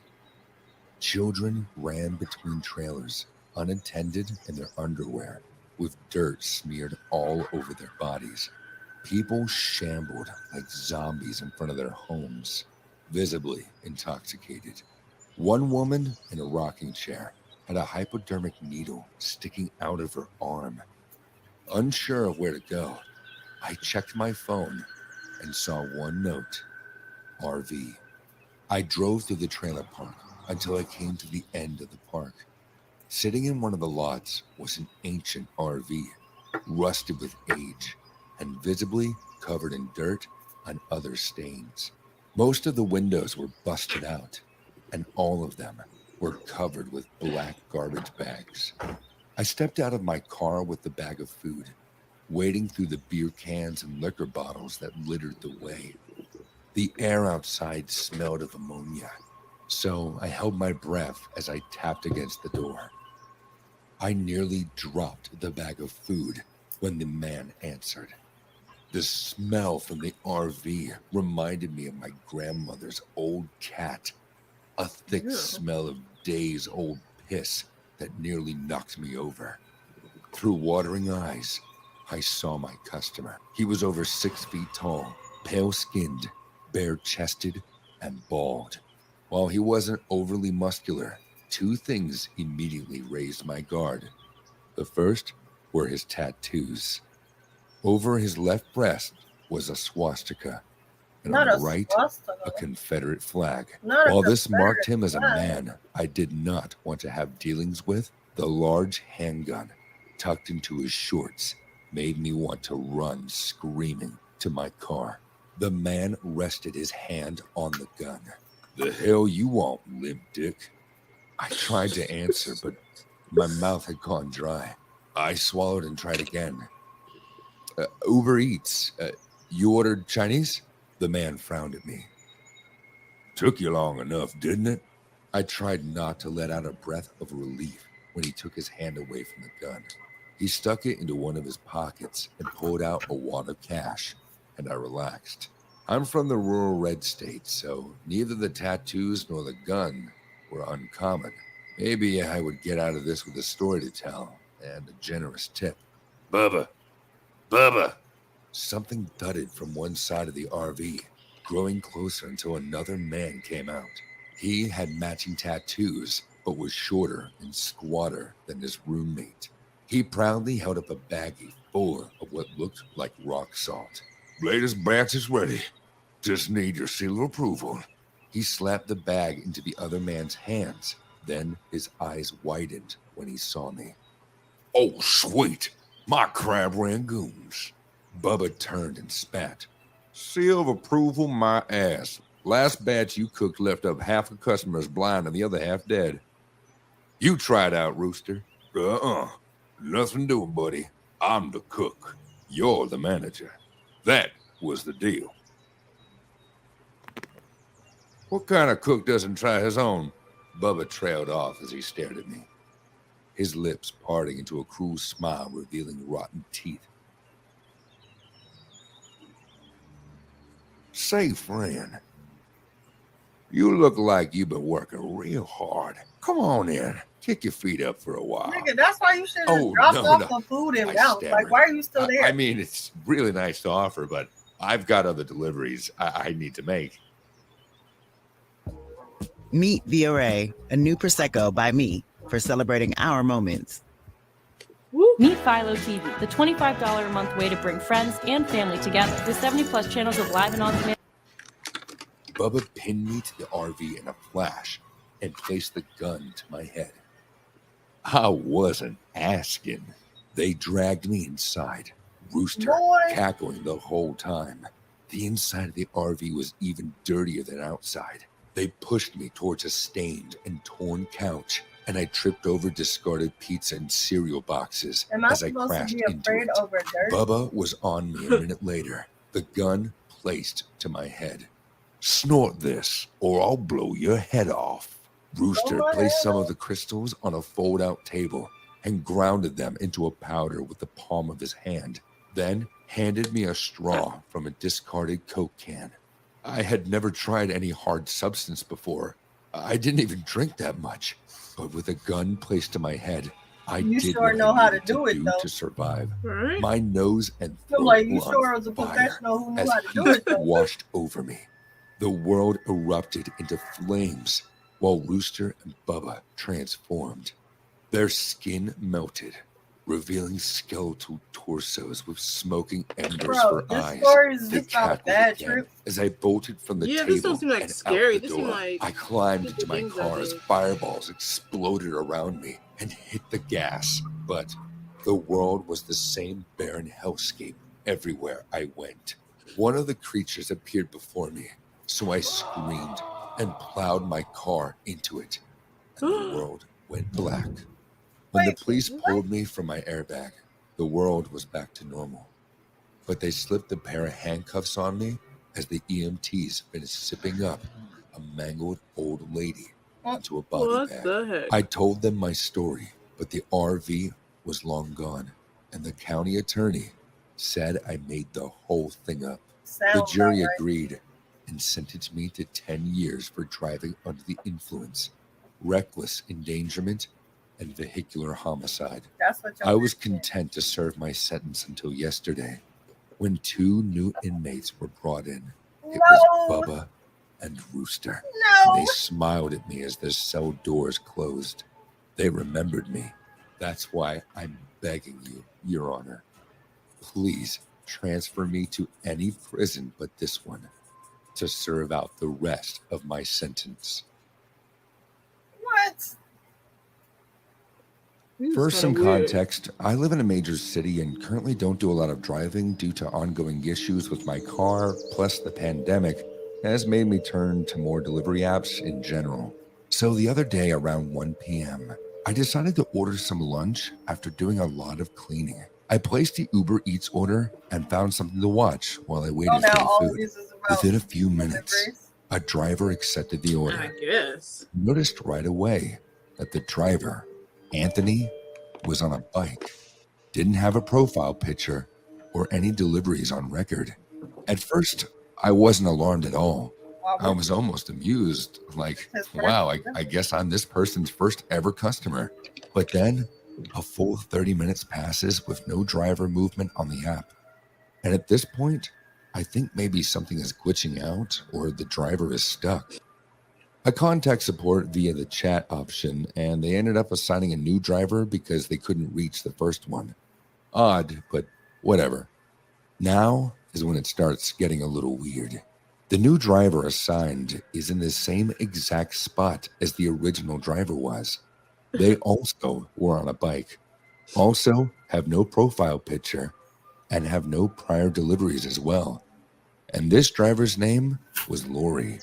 I let another 20 minutes pass with no driver movement before I messaged them myself and said, "Hi there, is there any issues with the order?"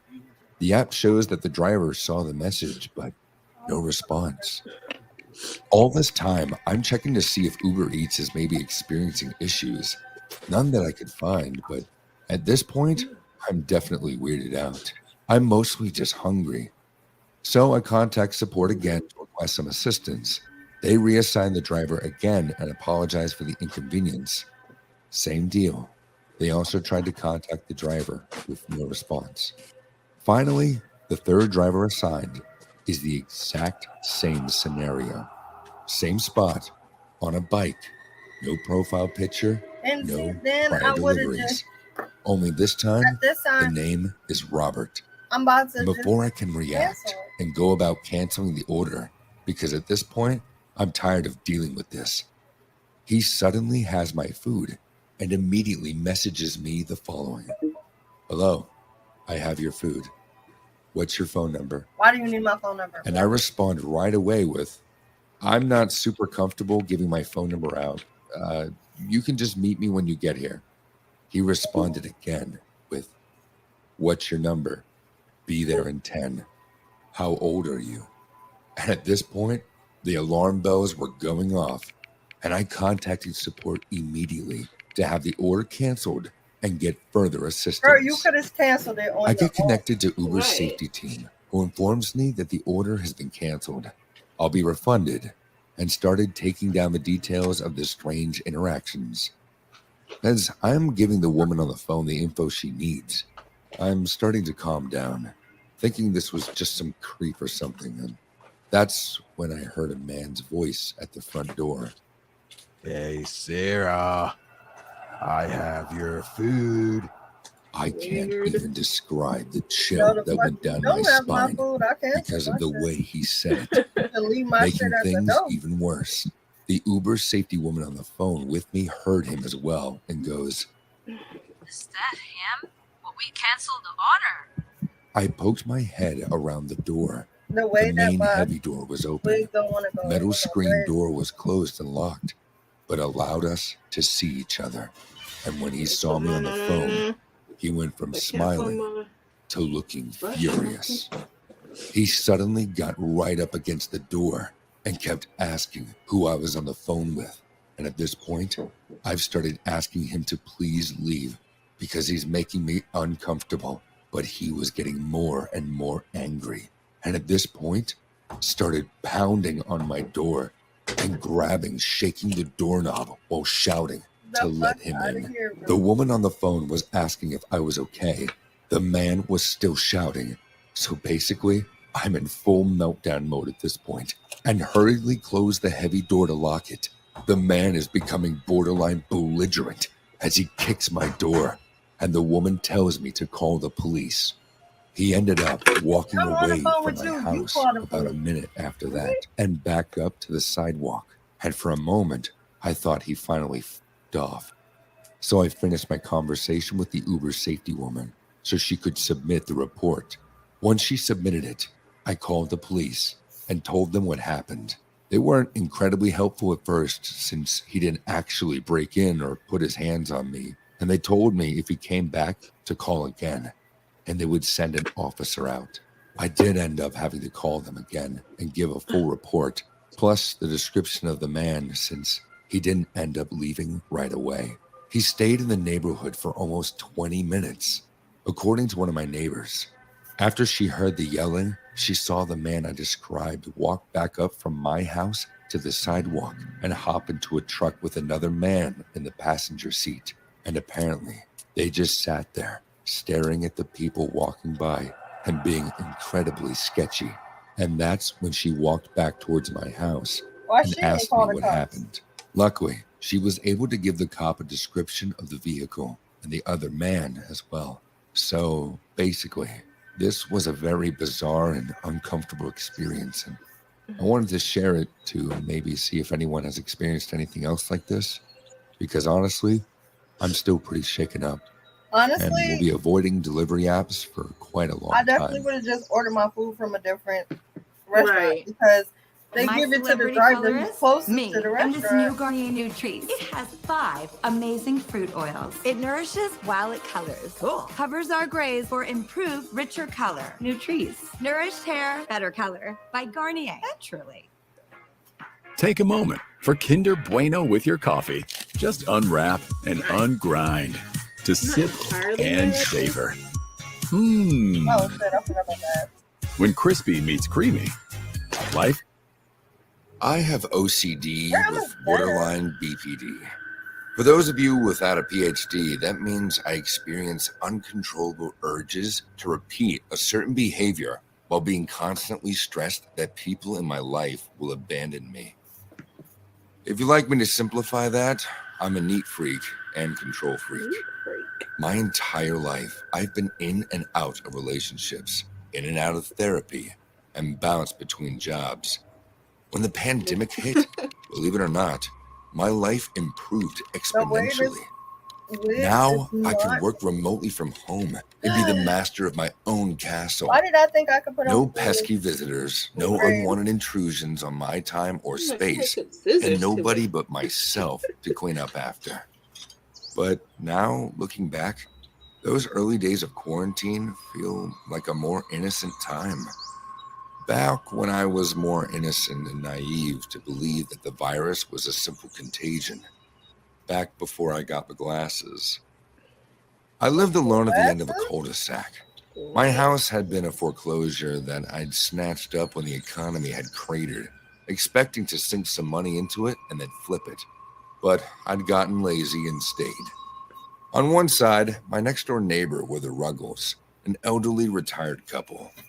On the other side were the Hinderlands, a family that had 3 energetic rugrats.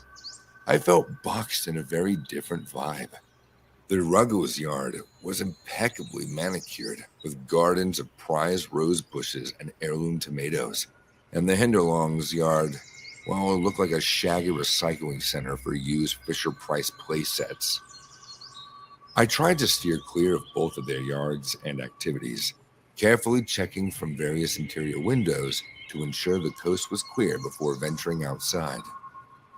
The glasses seemed like a goof. I always kept a well-stocked inventory of household cleaning supplies. But once I started my online searches for industrial-grade cleaning solvents and PPE, suddenly my whole worldview of pandemic-related spam began flooding my inbox. They were called coronavirus eyes.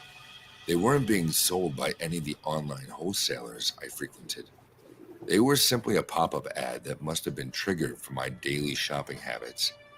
The ad said, "Now you have the power to see COVID-19. Our remarkable scientific breakthrough technology means you never have to fight the virus without seeing it." Imagine a pair of aviator goggles with polarizing orange and green lenses. Price, $289.99. Cabin fever, a fear of germs, and poor impulse control are a toxic combo. The glasses checked off so many of my OCD boxes that even if it was a scam, which I'm pretty sure that it was, I couldn't resist the sales pitch. So of course, I bought the coronavirus eyes, paying an additional $59.99 for same-day delivery. However, I kept my expectations low. How could a pair of goggles possibly show you COVID-19? An hour later, I watched as the FedEx driver drove around the cul-de-sac. I got my face mask and gloves, reaching to the front door, just as the package was being dropped off on the welcome mat. "Thanks," I said to the FedEx guy. "Starve the virus. Don't become a statistic." I ripped open the box and unraveled the bubble wrap. The goggles were heavier than I expected. The added heft, as well as the glossy polarized lenses and finely machined assembly, made them feel like legitimate virus-displaying eyewear. All right, I this is took a about as deep good as breath it's about and slipped them on. And nothing. Just a blurry-eyed view of the world. No bright particles wafting along the air currents.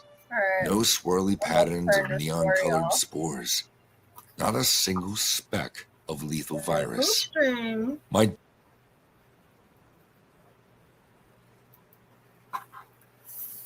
All right, you guys. So I tried to make something work, and we've been here for a while. None of these scary stories were scary to me. No, like at all. Like I feel like I got robbed. I was gypped. they were just things of not to do. Yeah, it was just like basically just like dumb folks who just don't know how to like lock their doors. Right. Like a lot of these problems could have been solved just by locking their doors. Right. But you guys can. I'm gonna give myself the zoom in. How do I do that? Is it this one? I don't know. I think it's this one. I was gonna zoom in on you first. All right. This is Char's look. You guys, what do you think? I like, what's his name, Jigsaw? I like it. It's so good. It's My so eyes are right too. You put in contacts. Yes, it's taking me slow. Oh, nice. Are you gonna take pictures? No, probably not. And then mine, you guys. I don't know if it's getting Pennywise or not, but You did Pennywise high fashion. yeah, like I don't hate it, and because I haven't cosplayed at all this month, I kind of feel like I should take some pictures, and I feel like I should redo this look and actually wear it for Halloween because I don't have a costume picked out yet, and I can tweak it and make it a lot better. So that's what I kind of like it. The bob, I'm gonna flat iron it. Like it's a little crazy, but he's a little crazy, so maybe I should make it crazier. Was that like, I don't know. You probably look better before. Oh gosh. Anyways, so yeah, so